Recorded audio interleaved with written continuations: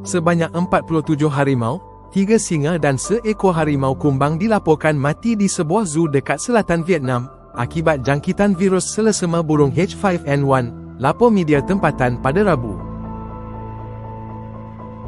Kematian berlaku antara Ogos dan September lalu di Taman Safari Peribadi Mai Queen dekat wilayah Long An dan Zoo Vuon Zawai di Dong Nai, berhampiran bandar Ho Chi Minh.